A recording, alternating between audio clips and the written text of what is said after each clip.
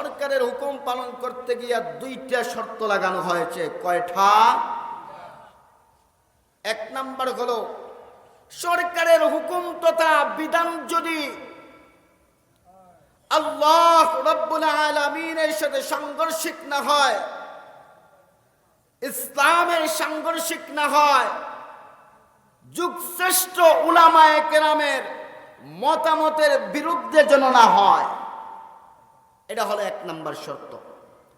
দুই নাম্বার শর্ত হলো, সরকার যে নির্দেশ দিবে ওই নির্দেশটা জনকল্যাণমূলক হতে হবে। বুঝে থাকলে বলুন তো দেখি, সরকারের হুকুম মানা শুধু হুকুম মানার জন্য আল্লাহ বলেছেন নাকি শর্ত আছে দুইটা সাথে? আমাদের দেশে এক ধরনের অতি চালাক লোক আছে যারা হুকুম মনে রাখে কিন্তু শর্ত মনে রাখে না। উদাহরণস্বরূপ ধরে নেন, আপনাদের এখানে একটা মেলা বসছে না, ওখানে মেলার মধ্যে মনে করেন কলিমুদ্দিন নামক একজন চালাক ব্যক্তি কমলা কিনতে গেছে, কমলা, অথবা ধরে নেন আপেল কিনতে গেছে। দোকানদারের কাছে যাওয়ার পর বলতেছে, ভাই কমলা কত করে, আপেল কত করে? দোকানদার বলতেছে কমলা হলো 50 টাকা হালি। কয় টাকা হালি? 50 টাকা হালি। এবার দোকানদার দাম বলার পর চালাক বলতেছে, ভাই এত দাম দিয়ে আমি এই আপেল নিতে পারবো না, আপনি একটু দাম কমায়া দেন। দোকানদার এবার বলতেছে, হে ভাই শোনো, আপনাকে যদি টাকা আমি কমায়া দেই তাহলে অন্য ব্যক্তির কাছেও আমাকে লসে বিক্রি করতে হবে, তাহলে আমার ব্যবসায় লোকসান আসবে। এতএব আপনি যদি আমার কাছ থেকে 50 টাকার বিনিময়ে এক হালি আপেল নেন তাহলে আমি আপনাকে একটা আপেল মাগনা দিয়া দিব, ফ্রিতে আমি দিয়া দিব। চালাক ব্যক্তি দেখেন বলতেছে, ভাই ঠিক আছে, তাহলে ফ্রি যেটা দিবা এটা আমাকে দিয়ে দাও, আরেকদিন আমি এক হালি কমলা অথবা আপেল আপনার কাছ থেকে কিনে নিব। এ কি বুঝে না? সমাজের মধ্যে এ ধরনের কিছু চালাক ব্যক্তি রয়েছে যারা বলে কোরআনের মধ্যে আল্লাহ বলেছেন সরকারের হুকুম মানতে হবে, কিন্তু রব্বে কারীম যে দুইটা শর্ত লাগায়া দিয়েছেন সেই শর্তটাকে সে ভুলে গিয়েছে। আসলে বলে যায় নাই, ভুলার ভান ধরেছে, ঠিক না ভাইরা আমার? আল্লাহ রাব্বুল আলামিন শুধুমাত্র যে জনগণের প্রতি সরকারের দাবি আছে সেটা নয়, বরং জনগণেরও দাবি আছে সরকারের প্রতি, ঠিক না? খেয়াল করেন, সরকারের প্রতি জনগণের কয়টা হক বলেছিলাম? 6টা হক। কয়টা? 6টা হক। এক নাম্বার হলো জনগণের জন্য খাদ্যের ব্যবস্থা করা। জনগণ, যেই সরকার তুমি দেশের মধ্যে, যেই গদির মধ্যে তুমি বসেছো, তুমি তোমার দেশের জনগণের জন্য খাদ্যের ব্যবস্থাপনা করে দাও।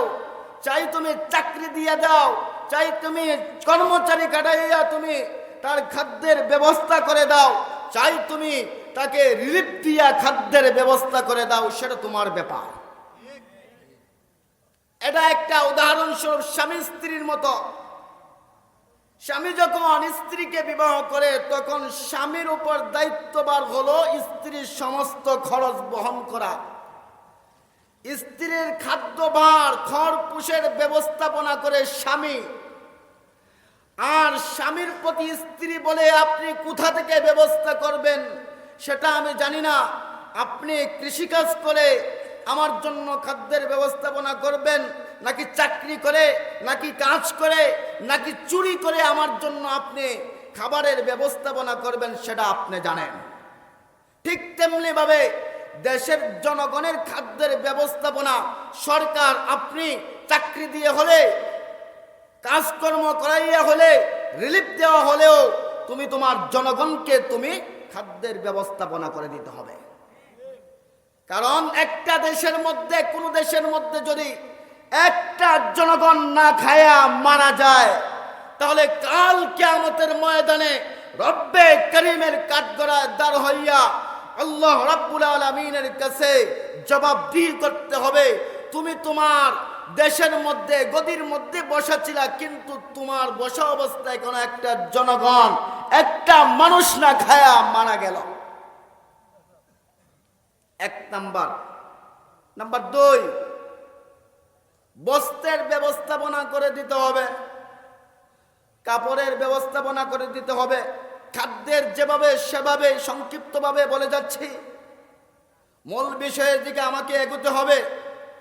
3 নাম্বার হলো বাসস্থানের ব্যবস্থাপনা করে দিতে হবে। সরকার, আপনি জনগণের সরকার হয়েছেন, আপনাকে সূক্ষ্ম দৃষ্টির মাধ্যমে, তীক্ষ্ণ দৃষ্টির মাধ্যমে গবেষণা করতে হবে কোন এলাকার মধ্যে কোন জায়গায় একটা মানুষ বাসস্থান ছাড়া রাস্তায় পড়ে পড়ে মারা যাচ্ছে, তাদেরকে তুমি ওই জায়গায় থেকে উঠায়া ঘরের ব্যবস্থাপনা করে দিতে হবে। কারণ সে আপনার জনগণ, আপনার দাস। কারণ রব্বে করিম তার প্রেরিত রাসূলের মাধ্যমে বলেন, কুল্লুকুম রাঈন ওয়া কুল্লুকুম মাসউলুন আন রাইয়াতিহি। হে মানুষ শোনো, হে মানব সম্প্রদায় শোনো, তুমি যেই যেই স্তরে হও না কেন, তুমি যদি তোমার ঘরের পরিবারের সর্দার হয়ে থাকো, পরিবারের বড় ভাই হয়ে থাকো, পরিবারের বাবা হয়ে থাকো, পরিবারের চাচা হয়ে থাকো, গ্রামের সর্দার হয়ে থাকো, ইউনিয়নের চেয়ারম্যান হয়ে থাকো, থানার এমপি হয়ে থাকো, জেলার থেকে নিয়ে দেশের মন্ত্রী হয়ে থাকো, দেশের প্রধানমন্ত্রী হয়ে থাকো, তোমাদের প্রত্যেকের সেক্টরে প্রত্যেকের জন্য একটা একটা দায়িত্ব রয়েছে। প্রত্যেকটা দায়িত্বের জন্য কাল কিয়ামতের ময়দানে আল্লাহ রাব্বুল আলামিনের দরবারে তোমার দায়িত্ব নিয়ে জবাবদিহি করতে হবে ইনশাআল্লাহ। এটা আমার কথা নয়, রাসূলুল্লাহ সাল্লাল্লাহু আলাইহি ওয়াসাল্লামের কথা। তাহলে আমরা 3 নম্বরের মধ্যে গেলাম। 4 নম্বর হলো জনগণের জন্য সুশিক্ষার ব্যবস্থাপনা করা।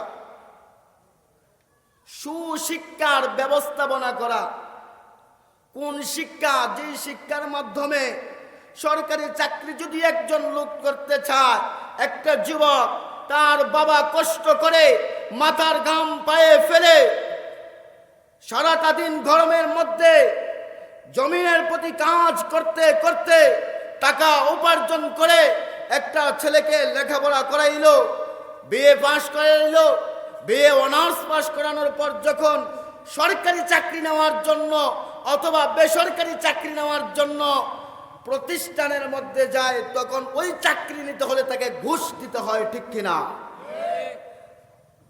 আর যাকে ঘুষ দিতে যাচ্ছে ওই ঘুষ গ্রহীতা যে আছে, সে কি শিক্ষার কোয়ালিফিকেশন ছাড়া, সার্টিফিকেট ছাড়া কি চাকরি পেয়েছে?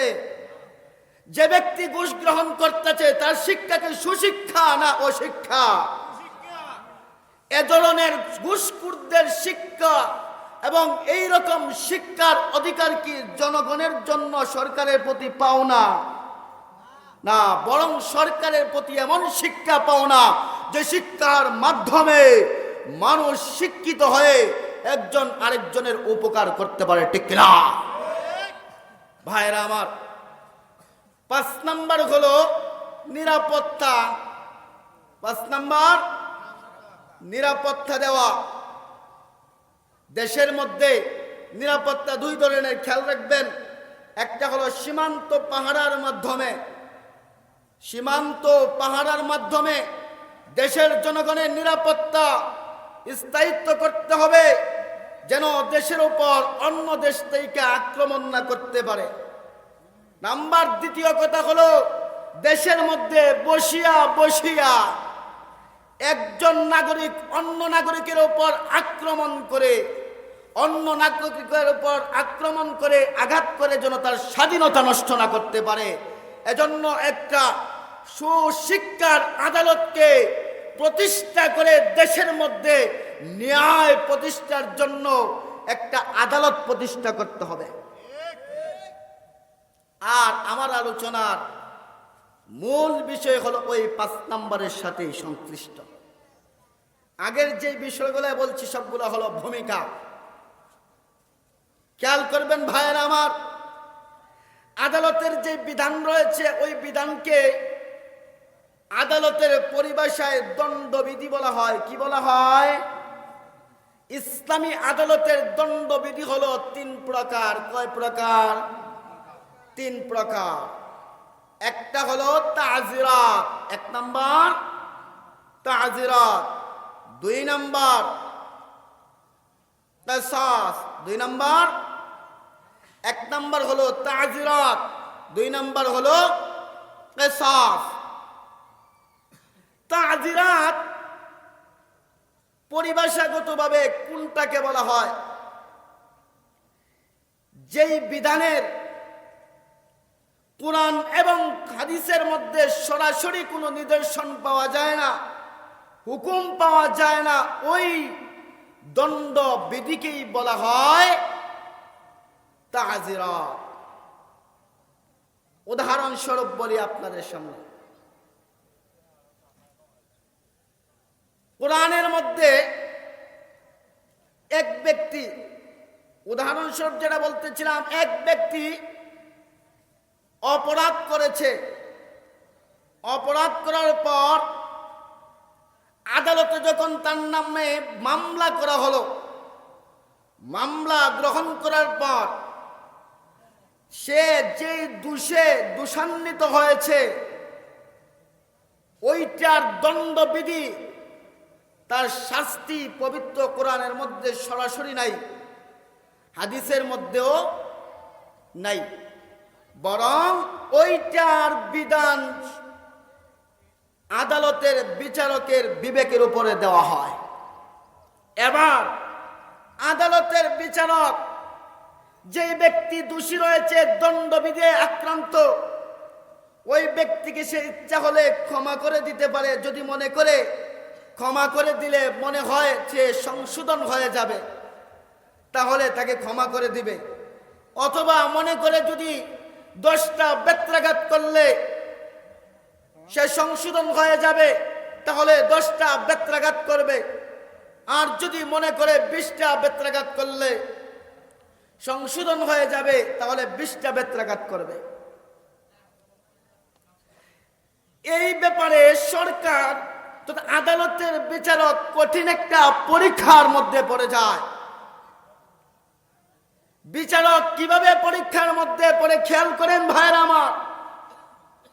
যেই ব্যক্তিকে বিচারক ক্ষমা করতেছে, সেই ব্যক্তি ক্ষমা করার সময় খেয়াল করতে হবে তাকে যে ক্ষমা করতেছে ওই ক্ষমাটা তাকে সংশোধন করার জন্য নাকি নিজের আত্মীয়তার সম্পর্ক থাকার কারণে। খেয়াল করতে হবে ওই ব্যক্তি আদালতের বিচারকের প্রার্থী হয় নাকি। খেয়াল করতে হবে ওই আদালতের মধ্যে আসামি বিচারকের খালাতো ভাই নাকি ফুফাতো ভাই। যদি খালাতো ভাই ফুফাতো ভাই নিজের মার্কার প্রার্থী হিসেবে ক্ষমা করে, তাহলে তার দণ্ডবিধির আইন কোরআন অনুযায়ী হলো না, হাদিস অনুযায়ী হলো না। কারণ আল্লাহ তাআলা বলেছেন ন্যায় প্রতিষ্ঠা করো, ন্যায় আদালত প্রতিষ্ঠা করো। কিন্তু ন্যায় আদালত বর্তমানে প্রতিষ্ঠা হচ্ছে না। ন্যায় আদালত বর্তমানে প্রতিষ্ঠা হচ্ছে না, কারণ একমাত্র ন্যায় প্রতিষ্ঠার মাধ্যম রয়েছে পবিত্র কোরআন এবং হাদিসের মধ্যে। কোরআন এবং হাদিসের শিক্ষা শিক্ষিত যারা হয়েছে তারাই একমাত্র এই পৃথিবীর মধ্যে ন্যায় স্থাপন করতে পারবে। অন্য কোনো সম্প্রদায় ন্যায় বিচার স্থাপন করতে পারবে না ইনশাআল্লাহ। ভাইরা আমার, দণ্ডবিধির মধ্যে হুদুদ যে বলছিলাম, তাজিরাত, হুদুদ এবং কিসাস। তাজিরাতের সংক্ষিপ্ত একটা কথা বললাম, যেই ব্যাপারে কোনো দলিল নাই, কোরআন থেকেও নাই, হাদিস থেকেও নাই, ওই ব্যাপারে বিচারক একটা কঠিন পরীক্ষার মধ্যে পড়ে যান। কিভাবে উনি বিচার করবেন? যদি উনি সঠিক বিচার করেন তাহলে তো জান্নাতি, আর যদি সঠিক বিচার না করেন তাহলে কাল কিয়ামতের ময়দানে রব্বে কারীম হবেন বিচারক, আর ওই বিচারক হবে বিচারকের কাঠগড়ায় দাঁড়াইয়া আসামি। একজন বিচারক যদি বিচারক হওয়ার পর ন্যায় প্রতিষ্ঠা না করতে পারে, আর ন্যায় প্রতিষ্ঠা না করার কারণে নিজের দলের মানুষকে, নিজের দলের লোককে প্রশ্রয় দেওয়ার কারণে কাল কিয়ামতের দিন তাকে পরিতাপ করতে হবে। বর্তমান বিচার বিভাগ, আল্লাহ রাব্বুল আলামিন বিচার বিভাগের জন্য এক একটার ক্ষেত্রে এক একটা নিদর্শন দিয়েছেন, হুকুম দিয়েছেন। 2 নাম্বার যে প্রকার হুদুদটা হচ্ছে যেই ব্যাপারে আল্লাহ রাব্বুল আলামিনের কুরআন এবং হাদিসের মধ্যে তার নিদর্শন রয়েছে। দেখেন, খেয়াল করেন, এক ব্যক্তি চুরি করল, আল্লাহ রাব্বুল আলামিন চুরের ব্যাপারে কোরআনের মধ্যে বলতেছেন, السارق والسارقة فاقطعوا أيديهما। আল্লাহ বলতেছেন চুর এবং চুন্নির উভয় হাতকে কেটে দাও। চুর এবং চুন্নির উভয় হাতকে যদি কেটে দিতে হয় তার মধ্যে কিছু শর্ত আছে। কিভাবে চুরি করলে ওই চোর শাস্তিপ্রাপ্ত হবে এবং কোন জিনিস চুরি করলে শাস্তিপ্রাপ্ত হবে না সেটাও হাদিসের মধ্যে রয়েছে। বেওয়ারিশ সম্পদ যদি খরচ করে, বেওয়ারিশ সম্পদ যদি চুরি করে তাহলে ওই সম্পদ চুরির কারণে তাকে সরাসরি হাত কাটা যাবে না। আর যদি ওয়ারিশ সম্পদ তথা মালিকের অধীনে যেই সম্পদ রয়েছে ওই সম্পদ চুরি করে তাহলে কোরআনের বিধান তার উপর প্রয়োগ করা যাবে। আল্লাহ রাব্বুল আলামিন পবিত্র কোরআনের মধ্যে জিনার ব্যাপারে, কতলের ব্যাপারে, সব ব্যাপারে আল্লাহ তাআলা বিচারের একটা কাঠামো তৈরি করে দিয়েছেন। ভাইরা আমার, বর্তমান দেশের প্রতি খেয়াল করেন, বিচার কার্যে সামাজিক বলেন, রাষ্ট্রীয়ভাবে বলেন, কেউ কি সঠিকভাবে ন্যায় বিচার পাচ্ছে? কেউ পায় নাই। এ সম্পর্কে আল্লাহ তার রাসূলের মাধ্যমে জানায়া দিয়েছেন, হে রাসূল, আপনি আপনার সম্প্রদায়কে জানায়া দেন যেই এলাকার মধ্যে ন্যায় প্রতিষ্ঠা হবে না ওই এলাকা ধ্বংস হয়ে যাবে। সূরাতুল ফজরের মধ্যে আল্লাহ তাআলা বলতেছেন, আল্লাযীনা তাগাউ ফিল বিলাদ ফাআকসারু ফীহাল ফাসাদ ফাসাব্বা আলাইহিম রাব্বুকা সাওতা আযাব। আল্লাহ রাব্বুল আলামিন বলতেছেন, ওই জাতি তো তখনই ধ্বংস হবে যখন দেশের মধ্যে বিশৃঙ্খলা বেড়ে যাবে। তখন আল্লাহ তাআলা চাবুকের ন্যায় তাদের উপর আক্রমণ করতে থাকবেন। ভাইরা আমার, হুদুদ নামক দণ্ডবিধির ক্ষেত্রে বলছিলাম আল্লাহ তাআলার পক্ষ থেকে ন্যায় বিচার প্রতিষ্ঠা করার জন্য একটা নিদর্শন দেওয়া থাকে, আর হুদুদের সাথে সম্পৃক্ত আরো 3টা প্রকার রয়েছে। একটা হলো সন্ত্রাস, 1 নাম্বার কি? সন্ত্রাস। 2 নাম্বার হলো জিনা, 3 নাম্বার হলো জিনার উপবাদ দেওয়া, আর 4 নাম্বার হলো মদখোর। এবার আসেন আমার আলোচ্য বিষয়ের দিকে। সন্ত্রাস আজকাল দেশের মধ্যে, বিভিন্ন দেশের মধ্যে স্লোগান উঠে গিয়েছে, সন্ত্রাস দমন করতে হবে। আমেরিকার হোয়াইট হাউস থেকে স্লোগান সৃষ্টি হচ্ছে, সন্ত্রাস দমন করতে হবে, কিন্তু তাদের মধ্যে একটাও সন্ত্রাসের সংজ্ঞা কি সেটাও জানে না। তাদের সন্ত্রাস দমন করার স্লোগান মানে সন্ত্রাস দমন করা নয়, বরং সন্ত্রাসকে লালন করা। আর সন্ত্রাস দমন করার স্লোগান মানে হলো মুসলমানদেরকে দমন করা। এবং মুসলমানদেরকে পৃথিবী থেকে উঠায়া দেওয়া। তার প্রমাণ 2001 সনে ইরাকের মধ্যে সাদ্দাম হোসেনকে যখন অপবাদ দিল আমেরিকার হোয়াইট হাউস থেকে, তুমি ফসফরাস নামক বোমা তৈরি করেছো, তোমার দেশের মধ্যে মামলা করা হবে। সাদ্দাম বলে, কি করবা? হামলা করবা? হামলা করবা না, হামলা না করে আদালতে বিচার দাও। সে বলে, আমি আদালতে বিচার দেব না। তাহলে কি করবা? হামলা করব। তখন ওই আমেরিকা ইরাকের মধ্যে হামলা করে ইরাককে নাস্তানাবুদ করে দিয়েছিল, আর সাদ্দাম হোসেনকে ঈদুল আজহার দিনের মধ্যে ফাঁসি দিয়েছিল। বুঝে থাকলে বলুন, দেখুন ভাইরা আমার, ঈদুল আজহার মধ্যে একজন মানুষকে ফাঁসি দেওয়া, এটার কোনো যুক্তি রয়েছে?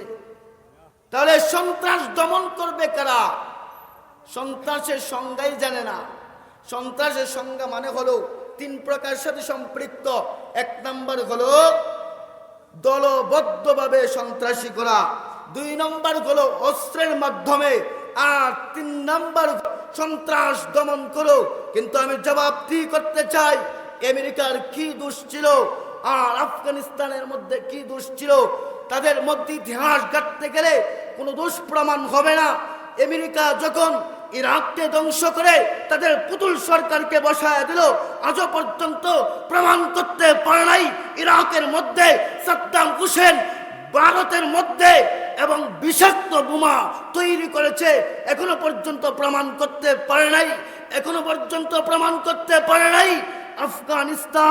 আফগানিস্তান আমেরিকার মধ্যে ড্রোন হামলা করে টুইন টাওয়ার ধ্বংস করেছিল, এখনো পর্যন্ত প্রমাণ করতে পারে না। ভাইরা আমার খেয়াল করেন, প্রমাণ করতে পারে নাই। তবে এখন ওই প্রমাণ না করার কারণে অপমানের গ্লানি তাদের থেকে দূর করতে হবে না? 2004 সনে জার্মানি থেকে একজন হ্যান্স নামক লোক পাঠায়া বাংলাদেশস্থর মাধ্যমে একটা জনসভা করেছিল সন্ত্রাস দমনের। খেয়াল করবেন, ওই সমস্ত খ্রিস্টান নামক লোক যারা রয়েছে, তারা ইসলামকে ধ্বংস করার জন্য কিভাবে পায়তারা করতেছে, ওই জার্মান থেকে হ্যান্স নামক লোকটাকে পাঠায়া সভা সমিতি করতে চেয়েছে, আন্দোলন করতে চেয়েছে। আর ওই আন্দোলনের মধ্যে চিৎকার দিয়ে স্পষ্ট ভাষায়, পরিষ্কার ভাষায় বলতেছিল, হে মানুষ শোনো, হে মানুষ শোনো, মুসলমান হলো জাতিগতভাবে সন্ত্রাস, মুসলমানদের কোরআন হলো সন্ত্রাস, মুসলমানদের নবীটাই হলো সন্ত্রাস। নাউযুবিল্লাহি মিন যালিক। তখনই তো স্পষ্ট করে দিল যে মুসলমান সন্ত্রাস। আর ওই মুসলমানদের উপর নির্বিচারে আক্রমণ করছে। ফিলিস্তিনের একই অবস্থা, বসনিয়ার একই অবস্থা, বসরার একই অবস্থা। বর্তমান ফিলিস্তিনের উপর যে আগ্রাসন চালিয়ে যাচ্ছে, এ নিয়ে কোনো দেশের মাথা ব্যথা নাই। তবে বর্তমান মুসলিম রাষ্ট্রের মধ্য দিয়ে কয়েকটা দেশে তাদের মাথা ছাড়া দিয়েছে। একটা হলো আমাদের বাংলাদেশ। এর প্রধানমন্ত্রীকে সাধুবাদ জানাই।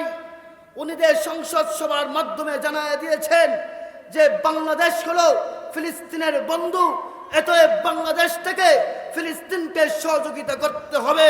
মনে রাখবেন ভাইরা আমার, ফিলিস্তিনের মানুষ এখন আমাদের চোখের পানি চায় না। ফিলিস্তিনের মানুষ আমাদের সমর্থন চায়। ফিলিস্তিনের মানুষ আমাদের মাধ্যমে অস্ত্র চায়। তারা চায় অস্ত্র, কারণ এই অস্ত্রের মাধ্যমে তারা ইসরায়েলকে দুনিয়া থেকে উঠাতে পারবে, কিন্তু আমাদের চোখের পানি দিয়া তাদের বিরুদ্ধে আক্রমণ করতে পারবে না। ঠিক কিনা ভাইরা আমার? খেয়াল করবেন, বর্তমান বিশ্বের মধ্যে ইসরায়েল নামক যে দেশটা রয়েছে, এই দেশটা আপনাদের খেয়াল আছে কিনা? এই দেশটা হলো জারদ দেশ। ঠিক কিনা? কারণ তাদের মধ্যে আল্লাহ তাআলা পবিত্র কোরআনের মধ্যে বলেছেন, কোন দিন পর্যন্ত তারা একটা দেশ হিসেবে স্বীকৃতি পাবে না। ইয়াতিহুনা ফিল আরদি হাওনা, তারা পৃথিবীর মধ্যে উভ্রান্তের ন্যায় ঘুরতে থাকবে, সারা বিশ্বের মধ্যে কিয়ামত পর্যন্ত তারা অপমানিত হতে থাকবে, তাদের পক্ষে কেউ থাকবে না। এমন একটা সময় আসবে ইহুদিদের বিরুদ্ধে মুসলমান খ্রিস্টান সমগ্র মানুষ একত্রিত হয়ে যুদ্ধ ঘোষণা করবে। আর এই যুদ্ধের মাধ্যমে ইহুদি যেখানে লুকাবে, গাছের জড়ের নিচে লুকালে, পাথর নিচে লুকালে পাথর বলবে, গাছ বলবে আমার নিচে তো ইহুদি লুকায় রয়েছে, মারো ইহুদিকে। কিন্তু আজ যে ইহুদিদের লানত করা হয়েছে রব্বে কারিমের পক্ষ থেকে, কিন্তু ওই ইহুদিদেরকে পক্ষ ধারণ করে আমেরিকা তাদের পক্ষ ধারণ করেছে।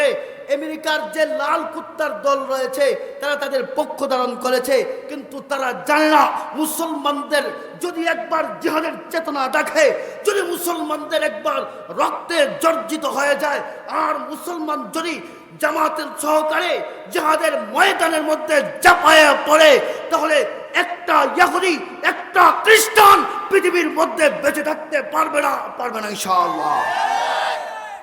ভাইরা আমার, মুসলমান এমন একটা জাতি, মুসলমান তো হলো হযরত উমর ইবনুল খাত্তাব রাদিয়াল্লাহু তাআলা আনহুর উত্তরসূরি, আরে মুসলমান তো হলো হযরত আলী রাদিয়াল্লাহু তাআলা আনহুর উত্তরসূরি, মুসলমান তো হলো উসমান রাদিয়াল্লাহু তাআলা আনহুর উত্তরসূরি, মুসলমান তো হলো মুতাসিম বিল্লাহর উত্তরসূরি, মুসলমান তো হলো শাহজালাল ইয়ামানি রহমাতুল্লাহি আলাইহির উত্তরসূরি, মুসলমান তো হলো মুহাম্মদ বিন কাসিমের উত্তরসূরি। এতই মুসলমান, আমাদের ভয় কিসের? আমাদের কোনো ভয় নেই। রব্বে কারিমের ওই কোরআনকে হাতে নিয়ে, এক হাতে তলোয়ার আরেক হাতে কোরআন নিয়ে যদি ইহুদি গোষ্ঠীর বিরুদ্ধে, খ্রিস্টানদের বিরুদ্ধে, তাদের অন্যায়ের বিরুদ্ধে আমরা একবার জাগতে পারি, তাহলে পুরা দুনিয়ার মধ্যে একটা ইহুদি একটা খ্রিস্টান রাজত্ব করতে পারবে না ইনশাআল্লাহ। ভাইরা আমার, খেয়াল করবেন, দণ্ডবিধির কুদুদের এক নম্বর হলো সন্ত্রাস। বিশ্বের মধ্যে মাথা মুঠা যারা রয়েছে সন্ত্রাসের সংজ্ঞা জানে না, কিন্তু সন্ত্রাস দমন করে মুসলমানদেরকে দমন করার জন্য চেষ্টা চালিয়ে যাচ্ছে। মুসলমানদের মাথায় টুপি দেখলে, মুসলমানদের মুখে দাড়ি দেখলে, মুসলমানদের মা বোনদের মাথায় হিজাব দেখলে তাদের গা জ্বলে ওঠে। এ ব্যাপারে খেয়াল রাখবেন। আমরা তো মনে করি অনেকেই খ্রিস্টান মনে হয় আমাদের বন্ধু, খ্রিস্টানও আমাদের বন্ধু নয়, ইহুদিও আমাদের বন্ধু নয়, তারা জাতিগত শত্রু। খেয়াল করবেন 2004 সনে যখন হ্যান্স নামক ব্যক্তির মাধ্যমে দেশের মধ্যে একটা সন্ত্রাস দমন সভা করেছিল, ঠিক তেমনি ভাবে একটা বই রয়েছে, ওই বইয়ের মধ্যে একটা কিতাব, বিশাল আকারের একটা কিতাব রয়েছে, ওইখানের মধ্যে লেখা রয়েছে, খুবই নির্ভরযোগ্য একটা লেখা। তদানীন্তনকালীন সময় আমেরিকার লাল কুত্তার প্রেসিডেন্ট বুশ ঘোষণা করেছিল, হে সমগ্র বিশ্বের খ্রিস্টান সম্প্রদায়, শুনে রাখো, বিশ্বের মধ্যে যত মানুষ রয়েছে প্রত্যেকটা মানুষের টুপি ছাড়া দেখতে চাই, প্রত্যেকটা মানুষকে দাড়ি ছাড়া মুখ দেখতে চাই, প্রত্যেকটা মহিলাকে হিজাব ছাড়া আমি দেখতে চাই। এই বিধান তোমরা পৃথিবীর মধ্যে বাস্তবায়ন করে দাও। এতে ভাইয়ের আমার, খেয়াল করে দেখেন, আপনারা নিজের চিত্ত দিয়ে আপনারা জবাব দেন, এই বিশ্বের মধ্যে আমাদের বন্ধু কারা এবং শত্রু কারা? একমাত্র আমাদের শত্রু হলো খ্রিস্টান সম্প্রদায় এবং ইহুদি সম্প্রদায়, আর আমাদের একমাত্র বন্ধু হলো আশপাশের যত মুসলিম কান্ট্রির মুসলমান রয়েছে, সব হলো আমাদের বন্ধু। এতএব বিষাক্ত সাপকে যদি বন্ধু বানাই, তাহলে বিষাক্ত সাপ আমাদের উপর আক্রমণ করবে। আর আমরা যদি বিষাক্ত সাপকে বন্ধু না বানায়া শত্রুই বানায় নেই, তাহলে বিষাক্ত সাপ কোনো সময় আমাদেরকে আক্রমণ করতে পারবে না। প্রিয় ভাইরা আমার, একটা জিনিস খেয়াল করবেন, আজকাল হক কথা বলার কারণে, কোরআনের পক্ষে কথা বলার কারণে এই পৃথিবীর মধ্যে কিছু মুসলিম বিদ্বেষী রয়েছে, মুসলমানদের মধ্যে খ্রিস্টানদের কিছু দালাল রয়েছে, মুসলমানদের মধ্যে ইহুদিদের কিছু দালাল রয়েছে, মুসলমানদের মধ্যে কিছু ভক্তদের দালাল রয়েছে। যখনই উলামায়ে কেরাম পবিত্র কোরআন নিয়ে হক কথা বলেন, কোরআনকে নিয়ে যখন হুদুদের দণ্ডবিধি নিয়ে কথা বলেন, বাংলাদেশের মধ্যে ন্যায় প্রতিষ্ঠা করার জন্য যখনই কথা বলেন, যখনই বাংলাদেশের মধ্যে ঘুষের বিরুদ্ধে কথা বলেন, যখনই সুদের বিরুদ্ধে কথা বলেন, তখনই উলামায়ে কেরামের বিরুদ্ধে তারা স্লোগান শুরু করে দেয়, ওই মৌলবী ভালো নয়, ওই মৌলবীকে বাংলাদেশ থেকে উৎখাত করতে হবে। কিন্তু তারা তো জানে না উলামায়ে কেরাম এমন এক শক্তিশালী জাতি, এমন এক শক্তিশালী জাতি। একবার যদি তারা মাঠে নেমে পড়ে তাহলে বাংলাদেশের মধ্যে, পৃথিবীর মধ্যে ইসলাম বিদ্বেষী, কোরআন বিদ্বেষী, হাদিস বিদ্বেষী, সুদখোর, ঘুষখোর যত সমস্ত লোক রয়েছে তাদের বিরুদ্ধে একবার যদি স্লোগান তুলে তাহলে তাদের ঠাঁই বাংলাদেশে হবে না ইনশাআল্লাহ।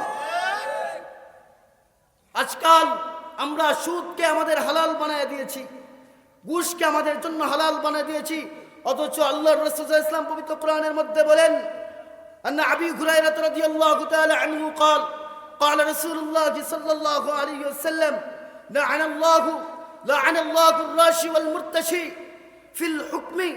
আল্লাহর রাসূল সাল্লাল্লাহু আলাইহি ওয়াসাল্লাম বলতেছেন, ঘুষ দাতা এবং ঘুষ গ্রহীতা উভয়ই হলো একই হুকুমের অন্তর্ভুক্ত।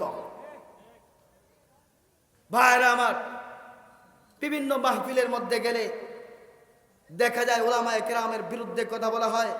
হক কথা বলতে গেলে উলামায়ে কেরামকে নিয়ে কটাক্ষ ভাষায় কথা বলা হয়, উলামায়ে কেরামের কথার মধ্যে বাধা দেওয়া হয়। কিন্তু একটা বার মনে করতেছে না, এখানে এই সিটের মধ্যে যে বসে আছে উনি শুধুমাত্র উলামায়ে কেরাম নয়, উনি তো হলেন নায়েবে রাসূল, উনি তো হলো রাসূলুল্লাহ সাল্লাল্লাহু আলাইহি ওয়াসাল্লাম একজন নায়েব। উনি একটা দায়িত্ব নিয়ে এখানে বসেছেন। কি দায়িত্বটা হলো এই পবিত্র কোরআন আল্লাহ তাআলা রাসূলের কাছে আমানত দিয়েছিলেন, রাসূল চলে গিয়েছেন, আল্লাহ রাসূল আমাদের কাছে পর্যায়ক্রমে আমাদের কাছে আসছে। যখনই আমরা উলামায়ে কেরাম দেখি এই কোরআনের বিধান ব্যতি রেখে উম্মতে মুহাম্মদী বিভ্রান্তির পথে চলে যাচ্ছে, উম্মতে মুহাম্মদী গুনাহের কাজের মধ্যে লিপ্ত হচ্ছে, উম্মতে মুহাম্মদী জিনার মধ্যে লিপ্ত হচ্ছে, উম্মতে মুহাম্মদী ঘুষ সুদ করে অন্তর্ভুক্ত হচ্ছে, তখনই তো উলামায়ে কেরাম তাদেরকে বাঁচানোর জন্য মাঠে নেমে পড়েন। কারণ একটা উম্মত জাহান্নামে যাবে, রাসূলুল্লাহ সহ্য করতে পারবে না। এজন্য উলামায়ে কেরাম কোরআনকে বাঁচানোর জন্য, হাদিসকে বাঁচানোর জন্য, উম্মতকে বাঁচানোর জন্য হক কথা বলে থাকেন। কিন্তু তারা তাদের বিরুদ্ধে যে সমস্ত কথা বলে এইটা তারা একবার খেয়াল করে না। এটা কত বড় বেয়াদবি, আর এই বেয়াদবির কারণে তাদের জন্য ধ্বংস অবধারিত, ঠিক না?